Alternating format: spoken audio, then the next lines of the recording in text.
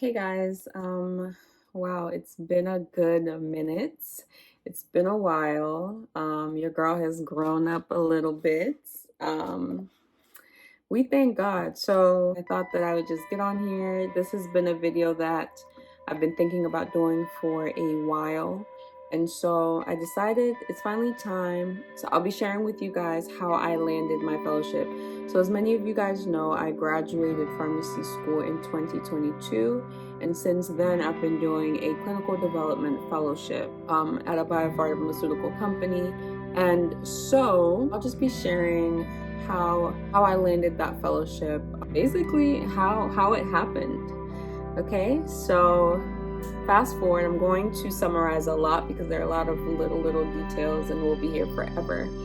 But let's just fast forward back to around November, December period of 2021. That's when I was applying and doing a lot of interviews. I applied to at least 13 companies and I had at least 18 interviews. I had over 18 interviews because these companies had like round 1 and round 2 and round 3. There were a lot of interviews. At the time I was also doing rotation, so it could get stressful, but I'll just start by saying that around this time I had been interviewing with one company and I had already done 2 rounds with that company. And so I had the 3rd round coming up, which I was waiting for. While in the process, I'm still interviewing with other companies because you don't know anything until you know. So there was this one company that, I felt like, it was a really good relationship. I really liked the people. I liked what I was going to be doing. And I think I really liked the aspect that it was a shorter time fellowship. So it was a 1-year fellowship instead of 2 years. And so I think that was one of the main things that really drew me to that. I was like, you know what, I've already been in school for 4 years. I don't want to have another, 2 years plus doing postgraduate studies. And so I was interviewing with this company. I felt like this was going to be the company for me. Long story short, this company rejected me. They sent me an email, of course, the same email everyone gets. We're sorry there were so many great applicants, but unfortunately, etc., etc. So I replied to the email, and of course I'm thanking them, and I'm just being very cordial, and unfortunately, it didn't work out. Anyways, I have notes here. So this was after I got the rejection. I actually had a dream that this company that I had rejected offered me a position and I rejected them. And so, I didn't remember it. At the time when I actually had the dream, I didn't remember it. And probably because it didn't make sense, right? I was already in between offers and this company had rejected me. So I guess it didn't just register. So I didn't remember it. I'm interviewing with other companies. This other company that I was really starting to like as well. And I had a 3rd round interview with this company. So, now I'm thinking, okay, this is the company for me. This is where I'm going to end up likely. I had a really good chat with the fellows there and the program director, and it just seemed to work. So with this second company that I'm talking about, they were based in, I think, New Jersey, but they were willing to offer like a remote fellowship, which was very rare with all the other fellowships I had spoken to. A lot of them would want you to move, and I was open to it, which is why I was more so open to that first company, because it was 1 year and me moving for a year wouldn't have been so bad, and it would just be me. It's not like I'm moving with my husband or anything. It would have just been me relocating for a year, doing that and then coming back. And so it wasn't too much of it was a sacrifice, but it wasn't going to be as much if it was just 1 year. And so with the second company, I'm like, okay, well, this is even better. They're open to the possibility of a remote fellowship. And so that works even more so in my favor. So, I was really, really hopeful that this was going to be the company for me. Yeah. Long story short, am I fast forwarding? Okay. So I was rejected from that first company. So we'll just call it company 1. I was rejected from company 1 on a Friday. But then I had my final round interview for company 2, which was the remote one. So company 1 is based in California. Okay, so I would have had to go to California for a year. Company 2 is based, like I said, it's around New Jersey. But again, they're open to remote, so it's like a question mark. So I had my final round interview with company 2 on Tuesday, so I was really looking forward to it. Lord, have mercy. Motherhood calls, guys. Okay. Hey, Bubba. Hi. You want to say hi to my YouTube friends? Nope, you just hungry. Okay, where were we? Let's go back a little bit. So I realized that I'm gonna take us back a little bit. Just stay with me. So company 2, right? So company 2, prior to me getting rejected by company 1, had actually sent me a rejection letter. So in between company 2's first round and second round interviews, they sent me a rejection letter. I'm sorry, after the second round interview, they sent me a rejection letter. And then a couple days later, apologized, sent another email apologizing, saying that that first email was a mistake. So I'd already gotten a rejection. So once I got that rejection from company 2, this was when I was still interviewing with company 1. So getting the rejection from company 2, I then was like, okay, it seems like company 1 is going to be the one for me. And then after that, I got the rejection from company 1, and then company 2 came back. And so it was kind of this toggle between the two companies. So at that point I was like, okay, so maybe it's company 2 that's probably where I'm going to end up. Or at least that's where I was hoping to go. And so I get this letter now. So let's fast forward back. So again, I got rejected by company 1 on a Friday. I had my third round interview with company 2 the following Tuesday. Of course, I was devastated after getting that rejection from company 1. But again, I was hopeful that company 2 would kind of, that I would end up, of course, being at company 2. And then I had been emailing them. Like I said, I'd been emailing company 1. And I think in one of the emails, the director told me, just keep in touch. We would like to see where you end up, that kind of thing. Right, so I left that. And then they reached out to me the following week, right? So the same week that I was having the final round with company 2, they reached out to me. And in his email, the director said, would you be available to hop on a Zoom call this evening? And it was in that moment, as soon as I saw that email, I remembered that dream. And I thought to myself, oh my goodness, they're going to offer me a fellowship. What am I going to do? So, of course I said, yes, I'm available this evening. And then I called my friends from pharmacy school and I told them, can you believe they reached out to me?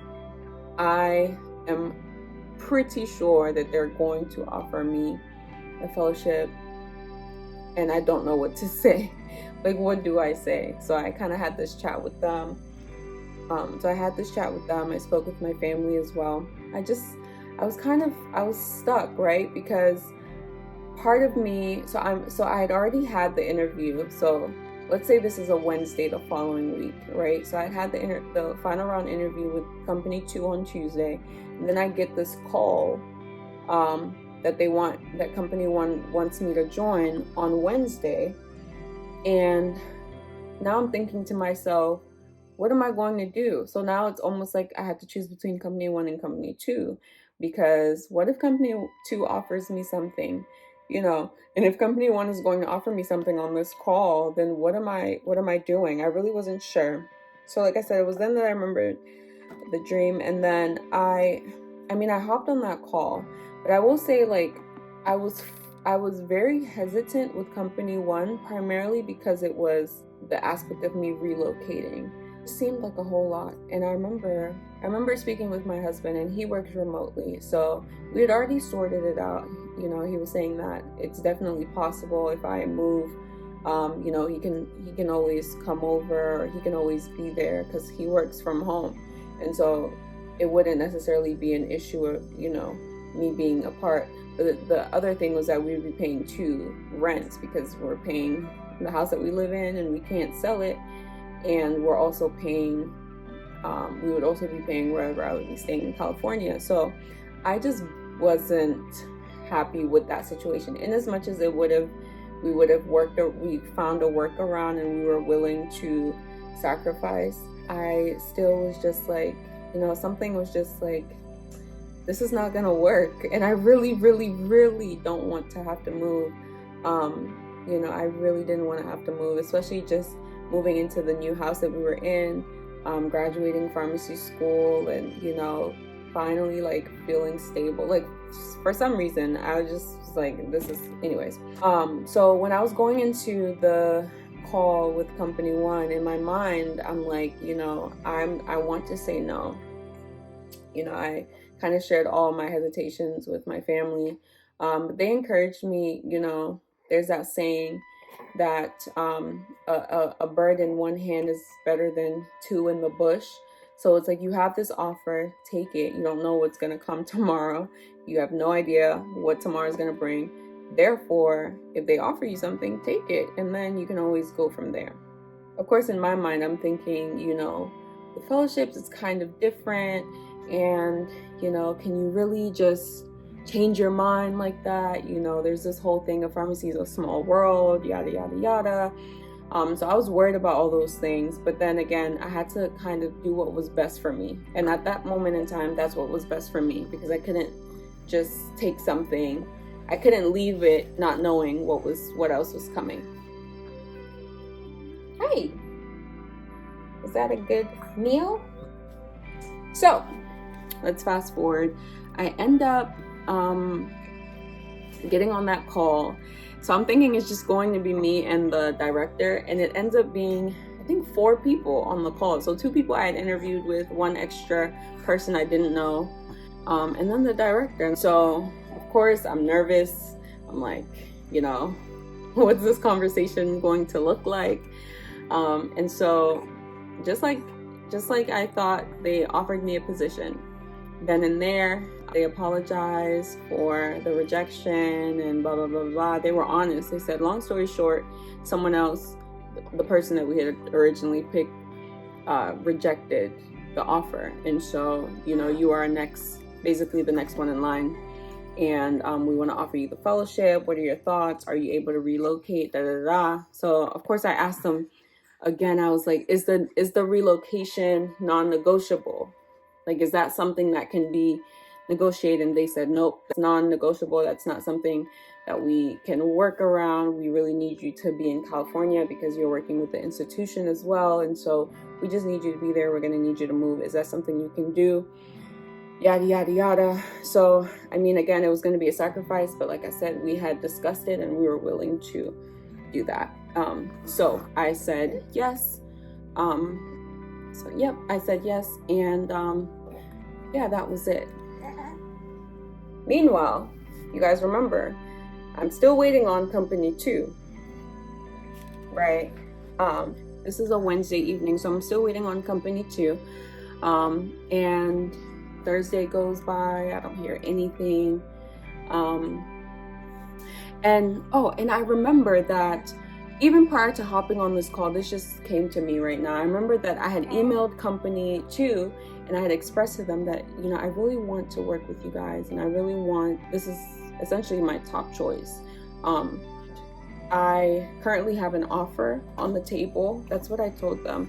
But I would love if you all could get back to me, give me your thoughts, or tell me something.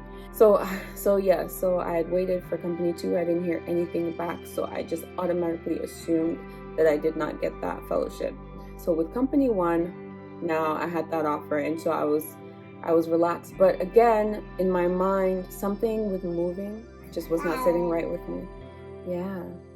And so I was trying to figure out what my life was going to look like. Again, I had graduation coming up.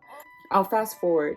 Around December, I attended a webinar for another company. This was, let's say, company 3. It was like late one evening. I saw the notification literally like an hour before that. I said, oh, this looks interesting. Let me just hop on and see what it's about. You know, I wasn't even dressed or anything like that for it. I was thinking there are going to be a lot of people on the call. I just won't turn my camera on and it'll end there. Lo and behold, I hop on the call and it's me and one other person and the director and the intern or the fellow there. And I'm like, oh my goodness. I wasn't dressed. I wasn't ready at all for it, you know. Again, I had just seen it. It was very last minute. And so I decided to, I mean, I had no choice but to, you know, get dressed, essentially. I mean, I had a few questions for them, which I asked and we discussed throughout the webinar. Again, it was just 2 people, so it's not like I could just be silent. It was also a good opportunity for me to get all my questions answered. So I asked all the questions I had. Long story short, this company application was due like 2 days later. So I saw the notification and everything 2 days prior to the day it was due. And so I scrambled last minute. I got I think it's 2 or 3 recommendation letters that you need. I can't remember exactly.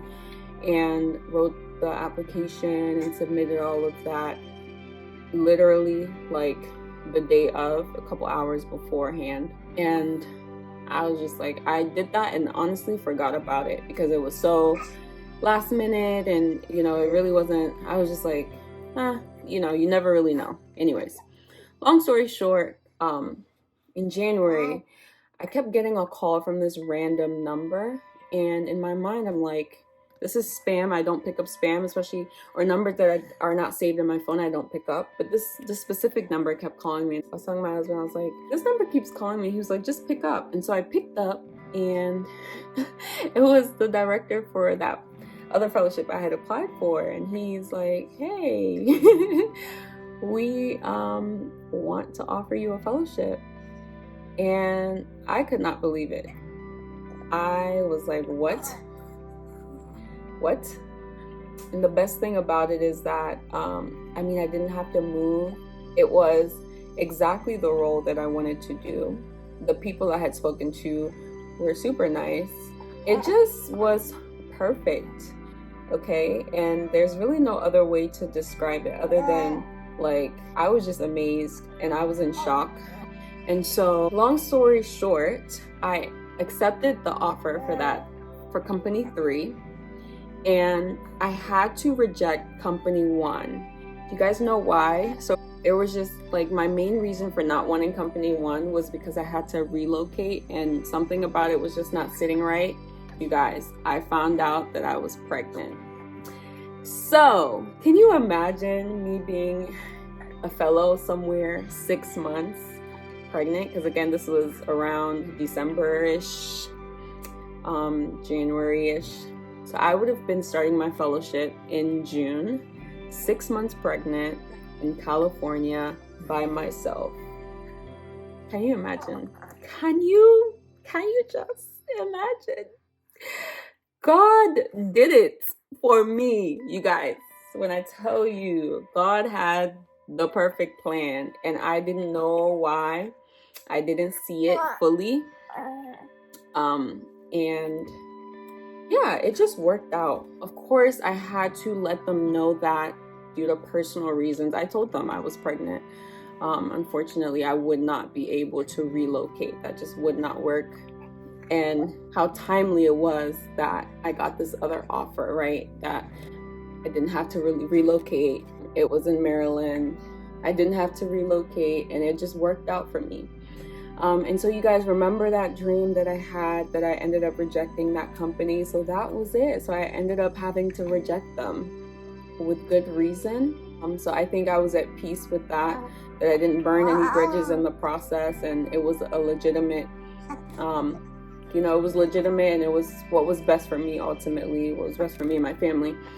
And so I just really thank God, okay, because everything was just boom, boom, boom, boom, boom, okay?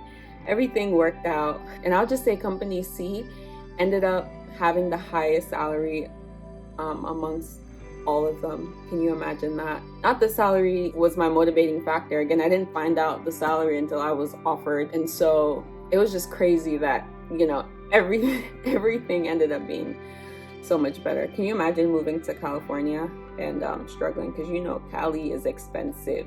You guys know, right?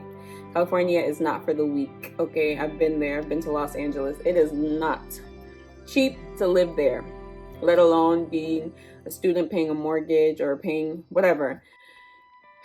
So all of it just worked out. Honestly, I just say to God be the glory. I feel like everything was according to plan, his plan, because I could not have planned this better. I could not have planned this any better than it turned out. And so I'm just very, very grateful. Yes. So I just wanted to share that with you guys. I think when I started out my fellowship journey, honestly, guys, I thought to myself, I'm one of the least candidates. When I tell you I had no industry experience prior to me applying for fellowships, you know, I felt like I was not going to get it. And if I did, it would literally be by the grace of God, because I felt like my CV didn't prepare me for it. I felt like school didn't necessarily prepare me for it. Compared to the candidates I was seeing, you know, I didn't have any experience to really back me up in terms of like industry, like strictly industry experience. But I knew that that field was what I wanted to do. And so I really just went in with faith. I did a lot of research, made sure that I can made sure that I could speak to what I wanted to do and articulate myself in that regard, so that even if I hadn't had that specific experience, I had other experiences that I could translate to that, and I could take the skills from those and translate to that experience. So that's essentially my testimony. That's how I landed in this fellowship, which I've been doing. Wow. This boy said, yes, so that's how I landed in this fellowship. And I'm gonna end the video here because it's actually getting very long. But again, guys, if you have any questions, I just want you guys to stay encouraged. You know, pharmacy school is not for the weak. Getting a fellowship is not easy either, but just keep doing your best, keep working hard, keep looking, and last but not least, pray.